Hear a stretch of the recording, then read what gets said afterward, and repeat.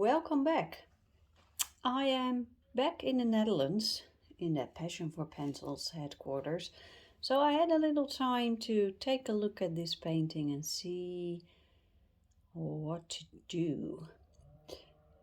I'm sorry about the background noise. There's a gardener here somewhere in the neighbor's garden. Someone is working.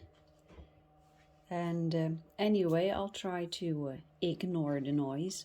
So what I did back in Germany, the last thing that I did was adding a little bit of this stuff, Derwent white charcoal, because I needed some highlights. And well, that was the only thing I had with me to create highlights. So I left it there and just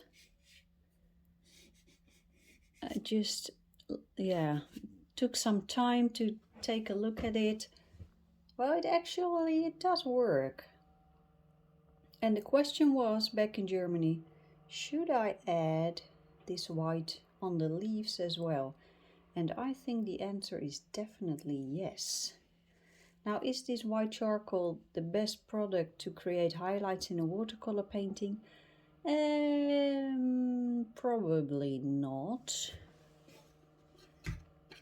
But who cares? It's just about having fun and yeah, that's it. Having fun, exploring, finding new ways to create.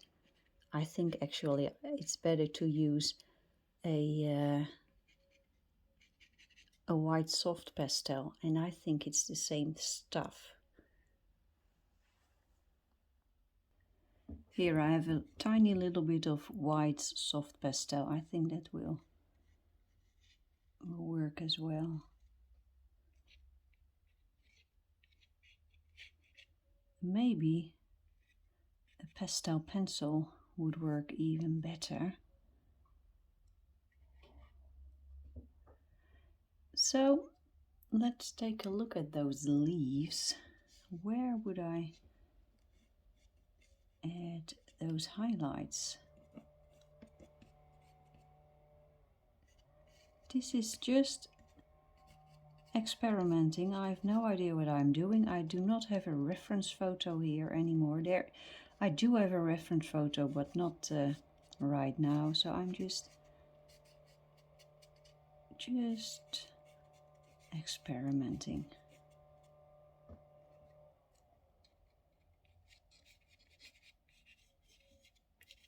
And I will use the screen of my camera to get a new perspective when I look on the screen of my camera, and I can see if I'm on the right track.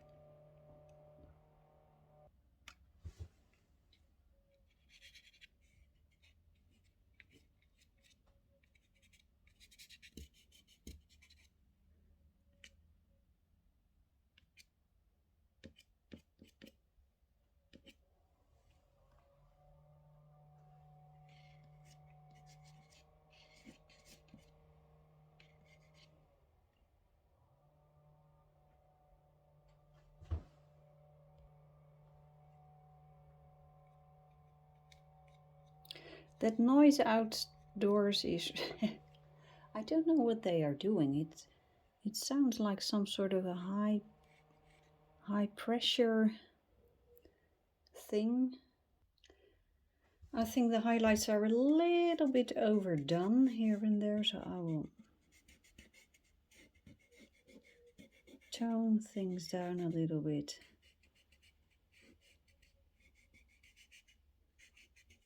And well, I already discovered something, because it turns out that this 100% cotton paper by a brand called Centenaire is actually doing great with soft pastels.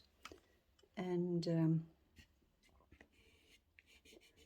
I'm thinking about doing a project with soft pastels, and I was contemplating the type of paper that I should use, but feels like it's going to be this one. Anyway, let's get back to this painting, because next question. do I need to work a little bit more on the background?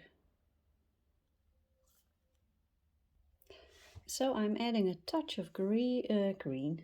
No, this is clean water. A little bit of clean water because I want to make a suggestion that there are a couple of leaves here. Now I'm picking up permanent green olive from the Schmincke set.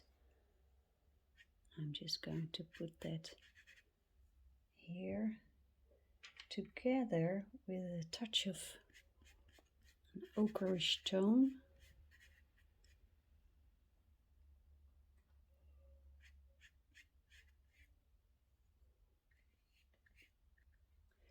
And this brush that I'm using,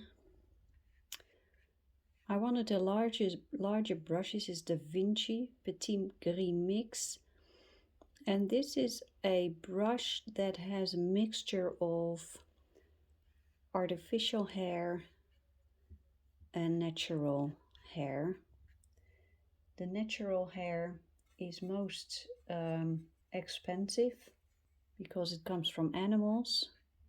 The thing is, the animal brushes are so good, the natural hair brushes. And I thought, well, let's try a mix in this brush, but actually my decision was based on saving some money. And actually this brush has a couple of downsides that I would have loved to have avoided. Maybe a completely synthetic brush would have even worked better than this one. It's not a bad brush, it's a good brush. But you know, I have this Cotman series. It's this one, Winsor & Newton Cotman series of brushes. They are synthetic and they are absolutely amazing. I don't know if they have larger brushes in this series, but well, next time I need a larger brush, I will do a little bit more research before I buy, based on wanting to save a couple of euros. No, not a good idea. Okay, I think this green tone looks so much better. And I feel I need to do something very frightening. I don't know if I dare doing it, but I feel I need to add a little bit of water to this soft pastel. I have this Cotman brush here with clean water. Let's see what happens if I add a touch of water. I've seen artists do this, adding water to their pastel paintings, and you can do that as long as the paper can handle water. And the famous pastel matte paper is very good in handling water, so they say. So you see artists on YouTube adding water to their paintings. It's quite interesting. Let's see what this does. I have pastel matte papers, but I've never made a video about it. It's time that I do that, because it's famous in combination with colored pencil also. I need to try that one day. Well, I'm not so sure about those highlights, but whatever. But actually I feel very, very excited for having tried this charcoal chalk pastel on this paper. It feels like it's a great combination. Yes, I just toned it down. I think this is better. Now there's another question about this corner. This looks a little bit weird, so I think I will add a touch of color here as well. Let's add some clean water first. Well, it's not completely clean because I can see there's a little bit of green here.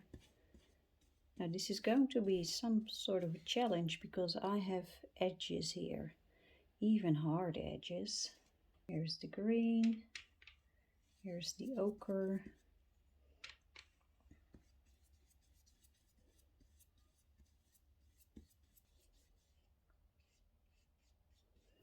Now here, this is not going to work. I need a different color, so I'm going to pick up a touch of indigo. That is a very, very dark brown, blue, dark blue. And a little bit of black to make it a little bit more neutral. Now here I see something happening that I hadn't thought of, and if I knew this I would have done something different here, because then I would have done this. I don't think I can let the leaf just go a little bit lower than the background, but whatever. I can't do that now, so what I can do when I declare this painting finished is cutting the painting, and that can really help to improve the balance in the painting, the composition. Composition is something that I would love to learn more about. My intention is to learn a lot more about composition, and my intention is to do that somewhere next autumn, to have an art class and to learn about that. Last winter I followed an art class and I learned so much. I'll make a video about what I learned. It was portrait sketching and painting, and it was absolutely fantastic. Okay, now one thing that needs to be done is make a better transition between this dark grayish area and the rest of the background. I created a mixture of sepia and indigo blue, and that is a classic combination when it comes to creating dark tones.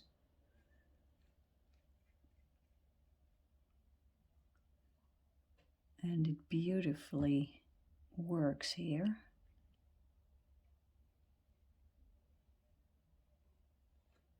Look at that, it's just lovely.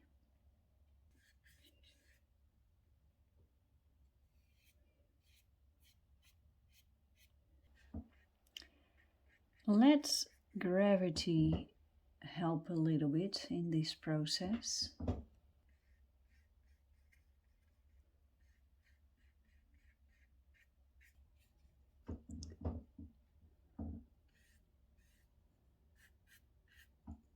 Let's add a touch of green here.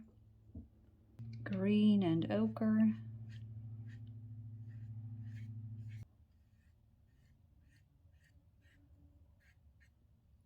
Well, I like this. There's one thing that I want to do. Add a little bit of that ochre here. And then I think it is finished. I'll have to let it dry to see what the end result is. And then when it is finished, I will make a picture and put this at the end of this video. If I consider it not to be finished, then I will get back to you for sure. Bye bye.